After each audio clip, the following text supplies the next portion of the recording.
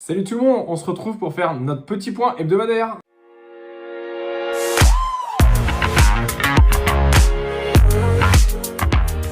Salut tout le monde, on se retrouve donc comme chaque vendredi maintenant, vendredi 18 juin, il est 10h39 quand je tourne cette vidéo. Un petit tour sur CoinMarketCap pour commencer, avec un Bitcoin qui est monté au-dessus des 40 000 cette semaine, redescendu autour des 38 000. Ethereum, pareil, une jolie baisse quand même sur cette fin de semaine à 2355 $. Donc voilà un petit peu pour les deux mastodontes de la crypto. On va aller directement sur l'actu de la semaine. L'actu de la semaine où il y a eu un dépôt d'un amendement par Eric Woerth, qui est président de la commission finance à l'Assemblée nationale. Son objectif, c'était donc de défiscaliser les plus-values en crypto. Oui, messieurs, dames, vous avez bien entendu ça. Sauf que bon, amendement retiré 2 heures plus tard, et c'est pas par demande de n'importe qui, c'est le gouvernement qui a demandé à retirer cet amendement. Le but, c'était de cet amendement des plus-values réalisées en crypto, si elles étaient réinjectées dans l'économie réelle ou dans le monde culturel, et bien tout simplement, elles étaient défiscalisées à une certaine hauteur. Du moins, c'était la proposition d'Eric Woerth. Mais bon, voilà, on sait qu'en France, on a quand même un certain retard. Ça a été vraiment dommage de prendre de l'avance sur beaucoup de pays. Bref, ça c'était... D'ailleurs, je remercie Grégory Raymond pour les news, et faites bien attention puisque la première news est parue assez souvent sur les réseaux sociaux. Sauf que l'amendement retiré derrière, il y en a peu qui ont vu passer l'information, donc bien sourcer toujours ces informations. On continue avec quelques news en plus. 17% des Américains possèdent du Bitcoin, un chiffre qui est sorti, Cryptomaniac notamment sur Instagram qui l'a sorti.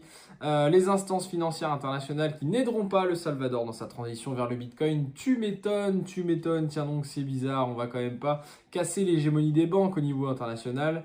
Donc le Salvador dans une transition, on va voir un petit peu ce que ça donne. Le Paraguay devrait voter quelque chose dans ce sens-là au mois de juillet, du moins on attend un petit peu ce qui va sortir de ce côté-là. Je pense que ça va demander du travail pour le Salvador, mais bon, s'ils arrivent au bout, ça peut être vraiment très intéressant pour sortir de la pression américaine, notamment pour eux. Et les NFT en ébullition, les NFT, je rappelle, un token non fongible, c'est-à-dire des tokens qui ne se ressemblent pas entre tous. Un Bitcoin égale un autre Bitcoin, ce qu'on appelle un token fongible, et un NFT, un token non fongible, ben c'est bien deux choses différentes. Ça peut être par exemple de l'art, et notamment dans le cas de l'Euro 2020, des cartes en fait, si vous voulez, des cartes un petit peu comme les cartes Pokémon, mais numériques. Antoine Griezmann a la sienne, et beaucoup de joueurs en fait ont leur propre carte. Et il y a une certaine valeur, et elles s'échangent ces cartes justement sur le net. CNN et Fox ont fait ça avec des moments spécifiques en télé.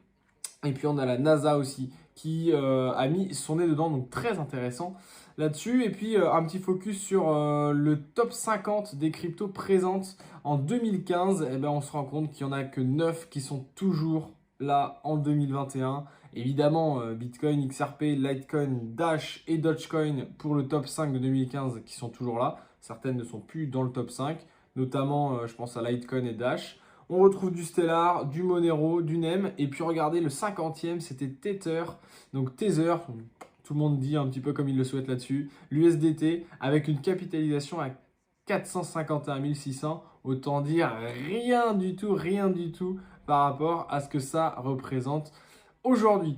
Et puis, tiens, j'ai fait une petite recherche aussi sur le Dogecoin rapidement. Les recherches Google sur l'année, sur les 12 derniers mois, sur donc les Google Trends. Donc le Dogecoin avec la courbe bleue qui a réussi à même dépasser les recherches Bitcoin. Je ne sais pas si vous vous rendez compte un peu de ce qui se passe autour de cet aspect communautaire et du Dogecoin. Et puis qui surpasse Ethereum quasiment partout. On peut voir qu'il y a un vrai intérêt sur le Dogecoin. Je pense essentiellement sur l'appât du gain, puisqu'à la base c'est un projet communautaire, donc sans réel vraiment fondement. Le but c'était d'appartenir à une communauté. Et maintenant voilà, on est sur un outil de spéculation assez important. Allez, un petit tour sur les graphes. On est sur le graphe de l'Ethereum. Comme vous pouvez le voir, le triangle de compression cassé par le bas, donc probablement on va voir, hein, mais il y a de très fortes chances qu'on aille chercher au moins les 2000 sur le point psychologique. 2200, c'est quasiment une certitude. Les 2000, on va voir un petit peu ce que ça donne. Alors, je dis bien sûr que c'est un point de vue technique, hein, purement technique, puisqu'on sait qu'en crypto-monnaie, l'aspect technique est quand même beaucoup moindre et beaucoup moins d'impact que l'aspect fondamental par rapport au Forex notamment. Un petit tour sur le BTC. Sur le BTC, comme vous voyez avec les différentes résistances que j'ai pu tracer, pardon. Donc 41 000 pour la résistance à casser et qui résiste depuis maintenant le 19 mai et cette fameuse chute du Bitcoin.